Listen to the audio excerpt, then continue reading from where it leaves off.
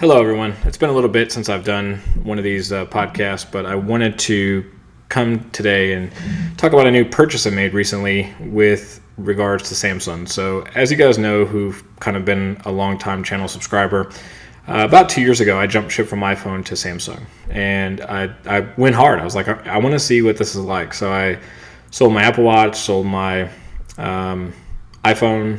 What was it I had at the time? 8? Yeah. And bought a Note 9.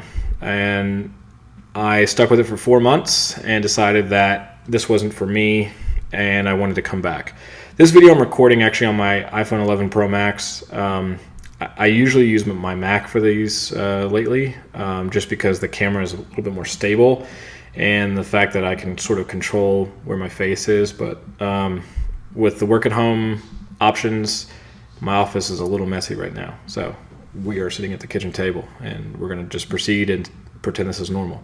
So this is not going to be the best visual video, but you're not here for the visual content. So so I have been looking at Samsung tablets for a secondary device. I kind of wanted just to see what Samsung has been doing, if anything I've written them about has changed, and that answer, I'll just answer off the top, is no. I don't see any difference from the phone I purchased to the Note 9 as far as features, which is unfortunate from the screen reader standpoint. So that now I know on the high-end $1,000 device there is a light detector built in now, you can use it in like their version of the rotor for the iPhone, but it's probably not worth paying $1,000 for a light detector when you can get one for 99 cents in the App Store. But anyway, I digress. So I got after looking at tablets, I said I didn't want to pay $250 for a tablet that I'm not going to use that much, that I just kind of want to, piss around with. And so I decided I'm going to go with the Samsung A10e from Verizon. I got it for $70 on eBay. After wiping it down with a disinfectant, I started using it. And I got to be honest, one of my thoughts on this whole thing was, I'm going to actually hold it up here real quick for the camera. Sorry about that on the mic. All right, there we go. So it's about a 5.5 inch screen, and it is just a beautiful screen. I'm going to lay the iPhone down so you're going to see the ceiling, but just to kind of give you idea of what it's like for speaker quality.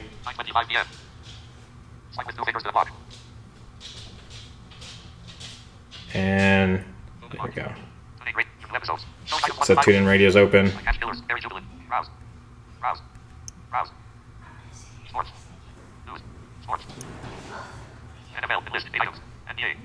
And now we're like going through we'll just click on the Detroit Pistons. And of course there's nothing going on because the world has stopped. But anyway, so that kind of gives you an idea what it's like flicking through there.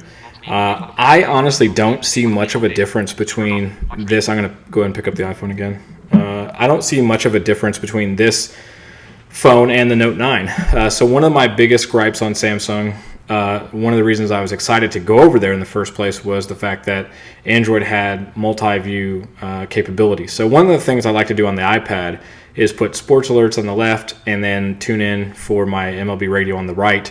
And I like to go in between games so I can actually listen to a game and watch a game at the same time. So I go to sports alerts and go to the field view, and I can actually watch play-by-play on the left-hand side and then go to different radio feeds on the right.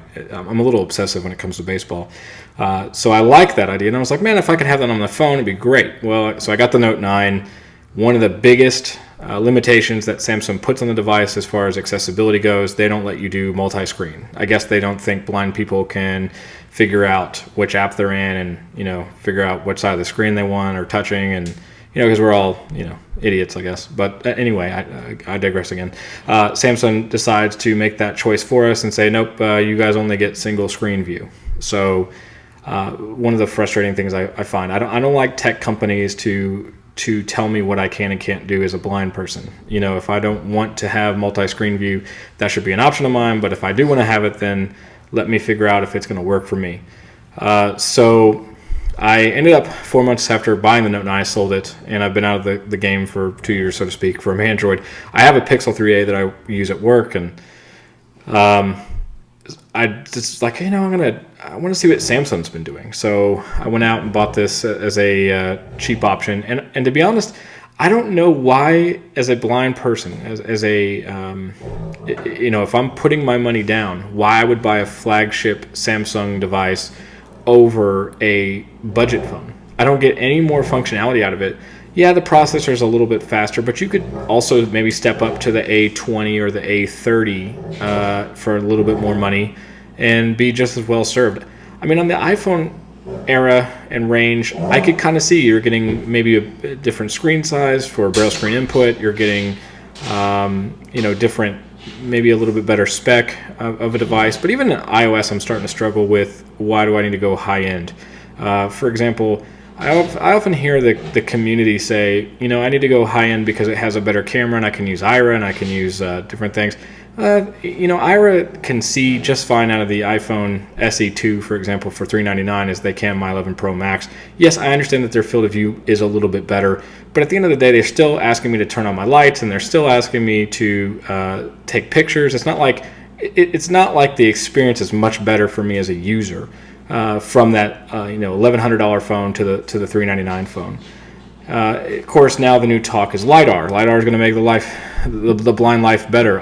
Maybe it will, maybe it won't. But I'm not going to. I don't feel the need to go out and buy a device with LiDAR when there's no apps or nothing that takes advantage of it at this point.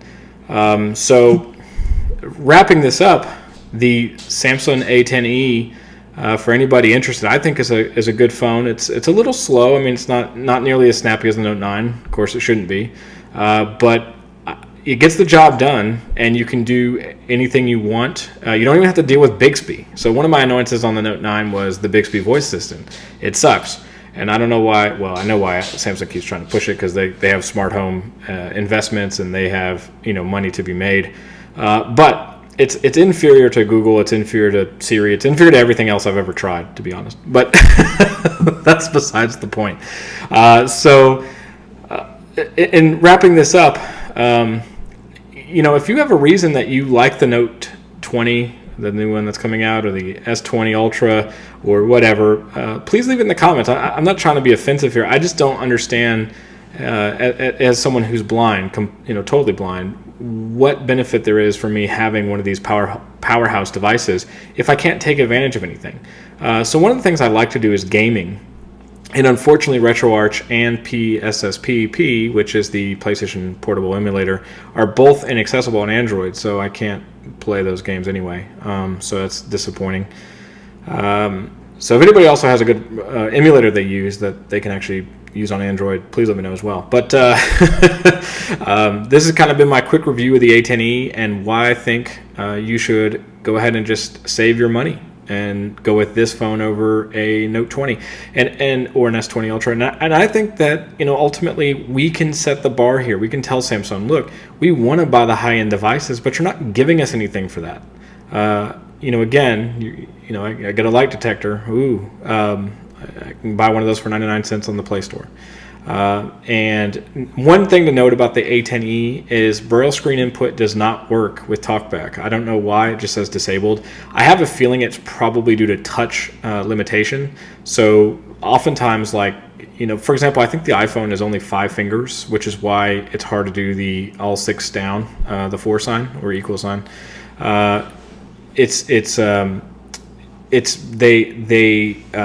Some iDevices are 6 finger, I believe, and some are only 5. And this one I think is probably only 3 or 4 because unfortunately with Android they don't have multi-finger gestures to figure out exactly what the limitation is. But my guess is it's disabled due to hardware issues. So if you're looking for braille screen input, unfortunately this phone can't do it, and it's kind of a bummer for me. I was really actually hoping to get that experience with a Samsung. Now, I don't know if you step up to the A20 or A50 or A71 if you would get it there, but unfortunately on this A10e, no braille screen input.